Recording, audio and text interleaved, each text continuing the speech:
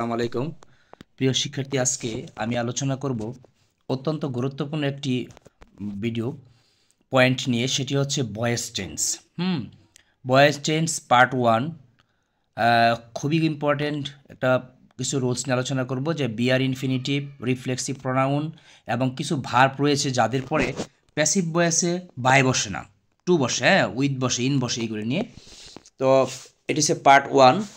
আর তোমরা পার্ট 2 পেতে হলে তোমরা অবশ্যই আমার চ্যানেলটা কী করে সাবস্ক্রাইব করে রাখবে। তারপরে আমি পরবর্তী ভিডিও পার্ট 2-তে আমি আরও কিছু গুরুত্বপূর্ণ ভয়েস টেন্স নিয়ে আলোচনা করব। তো দেখো, রুলস 1-এ কী বলছে। সাধারণত অ্যাক্টিভ ভয়েসে need, bid, dare, make, hear, feel, know, behold, watch এই ভার্বগুলির পর দ্বিতীয় ভার্ব এর টু উজ্জ্ব থাকে। মানে এই ভার্বগুলির পরে যদি অ্যাক্টিভ ভয়েসে আরও কোনো ভার্ব থাকে, তখন সেই ভার্বগুলি কী করে, টু থাকলে টু উজ্জ্ব থাকে।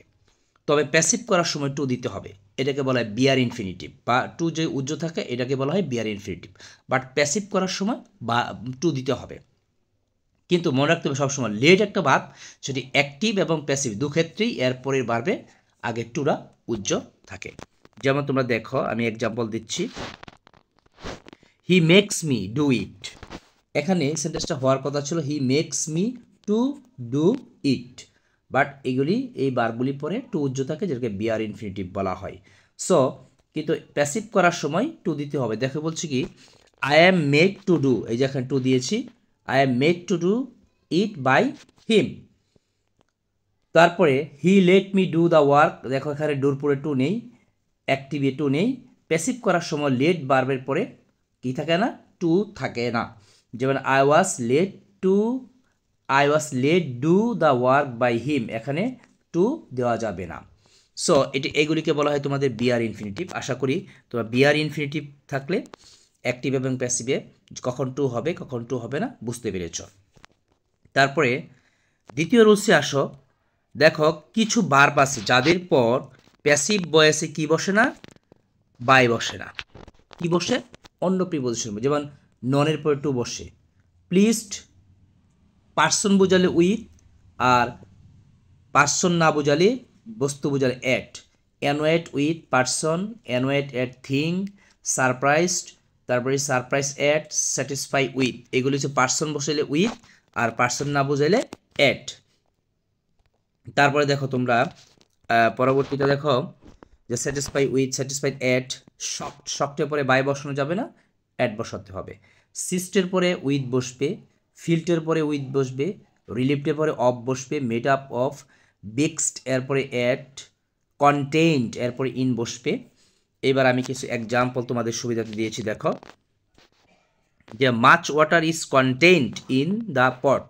সো যদি বলো much water is content by the pot, তাহলে ভুল হবে। He was pleased at the news. দেখো, নিউজ যেহেতু বস্তু, পার্সন না, এই জন্য এখানে কি বসছে না, প্যাসিভে বাই বসছে না, অ্যাড বসছে। We are seized with the panic, সিস্টের পরে কি বসাইতে হবে, উইথ। তুমি যদি এখানে বাই বসাও তাহলে সেন্টেন্সটি ভুল হবে। সো এটি খুবই ইম্পর্টেন্ট কিছু বার, আশা করি তোমরা বুঝতে পেরেছ। 3 নম্বরে দেখো আরেকটা গুরুত্বপূর্ণ টপিক, সেটা হচ্ছে রিফ্লেক্সিভ প্রোনাউন। আমরা জানি প্রোনাউনের শেষে সেলফ আর প্লুরাল হয়ে সেলফস যুক্ত হয়, এদেরকে বলে রিফ্লেক্সিভ প্রোনাউন। সো যদি কখনো রিফ্লেক্সিভ প্রোনাউন অবজেক্ট হিসেবে বসে অ্যাক্টিভ ভয়েসে, তখন প্যাসিভ করার সময় এদের সাবজেক্ট এবং অবজেক্টে কোনো চেঞ্জ হয় না, শুধু ভার্বের পরিবর্তন হয়। যেমন দেখো, হি কিল্ড হিমসেলফ, এটাকে যখন আমি প্যাসিভ করেছিলাম তখন হয়েছে was killed by himself, subject এবং অবজেক্টে কোনো চেঞ্জ নেই।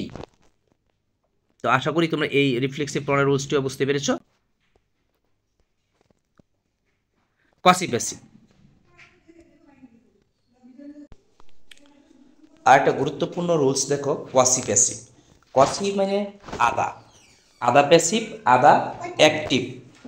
এটি হচ্ছে এমন একটি সেন্টেন্স যেটা স্ট্রাকচারটা অ্যাক্টিভ থাকবে বাট মিনিংটা হবে প্যাসিভের মতন, একে বলে কোয়াসি প্যাসিভ। তোমরা বুঝবে কিভাবে, যেই সেন্টেন্স দেখবে সাবজেক্ট ভার্ব এরপরে অ্যাডজেক্টিভ এবং অ্যাডভার্ব বসবে কমপ্লিমেন্টে, হ্যাঁ, অবজেক্ট না বসে, এবং এটার মিনিংটা হবে প্যাসিভের মতন বাট স্ট্রাকচারটা অ্যাক্টিভ। এই ধরনের সেন্টেন্সকে যদি তোমাদের প্যাসিভ করতে হয় তাহলে কী করে, দুইটা স্ট্রাকচার আছে। একটা হচ্ছে subject plus auxiliary verb plus verb 3, তারপরে অ্যাডজেক্টিভ এবং অ্যাডভার্ব।